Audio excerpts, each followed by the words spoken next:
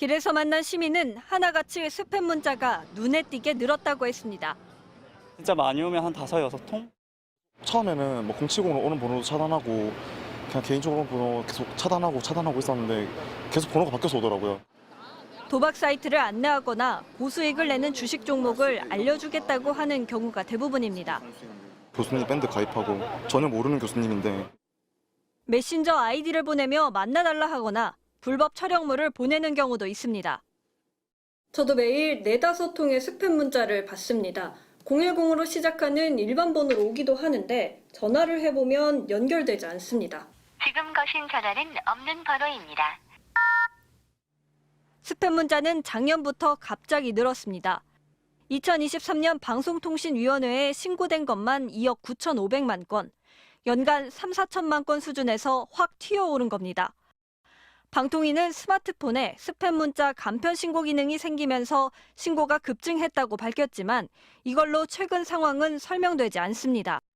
국회의원 선거 때문에 스팸 문자 신고가 많을 걸로 예상은 됐었지만 선거가 끝났는데도 스팸이 계속 많이 오기 때문입니다. 올해 월간 스팸 신고 건수는 1월 3천만 건으로 시작해 5월엔 역대 최대치인 3,830만 건을 기록했습니다. 5달 동안 신고된 스팸 문자가 1억 7천만 건에 육박하는데 심지어 6월 들어선 하루 신고 건수가 5월에 2배 가까이 뛰었습니다. 조사에 착수한 한국인터넷진흥원은 돈을 받고 대신 문자를 대량으로 보내주는 위탁업체, 문자 재판매사 수십여 곳이 최근 해킹된 걸 확인했습니다.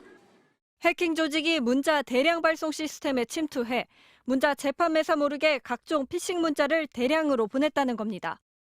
문제는 문자 재판매사가 1,200곳에 이르는 데다 대부분 영세업체라 실제 피해 규모는 더 클 수 있다는 겁니다.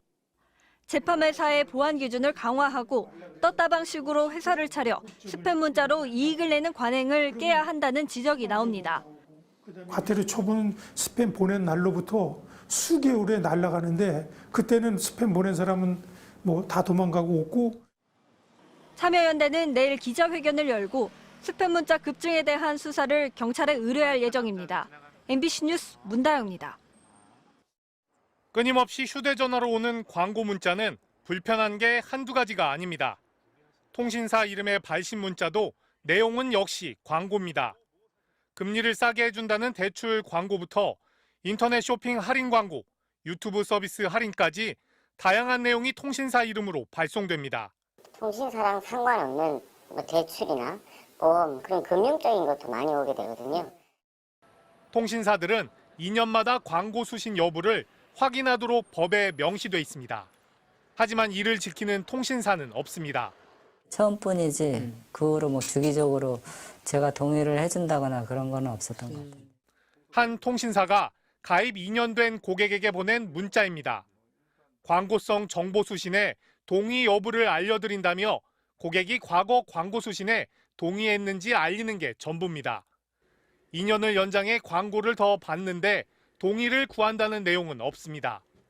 단순 안내 문자가 확인 절차로 둔갑한 겁니다. 그 처음에 그 개인정보 동의를 해준 게 계속적으로 연장이 됐다라고 판단 내리는 거는 철회하는 걸 갖다가 방지하기 위해 가지고 사용하는 그 편법이고. 통신사들이 이렇게 애매모호한 표현으로 고객의 동의를 유도하는 건 광고 수신을 허용한 고객 수가 곧바로 통신사들의 돈벌이와 연결됐기 때문입니다. 통신사에서는 광고를 통해서 보내주는데 그러게 되면 비용이 100원 이상이에요. 자기 고객들한테 광고 문자를 보낼 때는 20원. 5배 높은 이익이 생기니까. 통신사마다 이런 정보를 이용해 매년 수백억 원의 광고 수익을 내고 있는 걸로 알려졌습니다. 이통 3사는 인터넷진흥원의 지침을 따랐을 뿐 불법이 아니라고 해명했고 인터넷진흥원도 법의 재동의를 받으라고는 명시돼 있지 않다고 설명했습니다. 인터넷진흥원은 혼란의 여지가 있을 수 있는 만큼 업체들이 개인정보 활용에 좀 더 신중할 수 있도록 제도를 개선하겠다고 해명했습니다. MBC 뉴스 박진준입니다. 이달 초 한 초등학생이 SNS에 뜬 아르바이트 모집 광고를 접했습니다. 손흥민, 이강인 선수의 얼굴까지 무단으로 사용한 이 광고에는 SNS에 게시물을 올리면 현금 3만 원을 준다는 내용이 담겨 있습니다. 겨울방학에 쉽게 돈을 벌 수 있다는 솔깃한 광고 문구에 초등학생도 아르바이트를 하겠다고 지원했습니다. 부모님 선물 살 돈에 보태기 위해서였습니다. 엄마 생신이 2월 며칠이에요. 그래서 엄마 생신 선물 사려고 돈을 모으고 있는데 부족한 거예요. 그래서 하려고. 그러자 곧바로 SNS를 통해 메시지로 보낼 사진과 함께 480개의 전화번호가 날아왔습니다. 스포츠 도박 중개 사이트 광고였지만 유명 포털 사이트 이름이 함께 있어 그냥 블로그 홍보인 줄만 알았습니다. 블로그 홍보하는 거 같던데. 많은 친구들이 올리니까 그냥 괜찮은 건 줄 알고 해야겠다 생각했어요. 학생은 담당자가 시키는 대로 수백 명에게 메시지를 보냈습니다. 그런데 갑자기 휴대전화가 먹통이 됐습니다. 스팸 문자를 전송한 것으로 확인돼 이동통신사가 이용을 정지시킨 겁니다. 약속된 아르바이트비도 받지 못했습니다. 전화가 안 되니까 제가 얘랑 연락할 길이 없어요. 무슨 일이 있어도 저한테 연락할 수도 없고. 같은 학교 학생 3명도 같은 아르바이트 사기 피해를 당했습니다. 학부모님도 얘기도 있고 조사를 해봤더니 몇 명 더 학생들도 있어가지고서 저희가 이제 학생들에게 다시 한번 이렇게 안내 차원에서 그렇게 교육을 했던 겁니다. 미성년자를 이용한 불법 스팸 문자 발송은 올해 신고된 것만 전국에 20만 건 이상. 대량 문자 서비스에 대한 규제가 심해지자 아르바이트를 가장해 청소년을 끌어들여 스팸 문자를 발송하는 겁니다. 이들은 대부분 가짜 SNS 계정으로 일을 지시하기 때문에 적발도 쉽지 않습니다. 정상적인 경우라면은 다른 사람에게 금전적 대가를 지불하고 문자 발송을 대신하도록 하는 경우는 없을 겁니다. 실제로 이런 행위에 이용을 당하고도 대가는 이제 지급받지 못하는 경우가 대부분입니다. 스팸 문자는 전송하는 것만으로도 최대 징역 1년 또는 벌금 1,000만 원의 형사처벌을 받거나 3천만 원의 과태료를 물게 됩니다.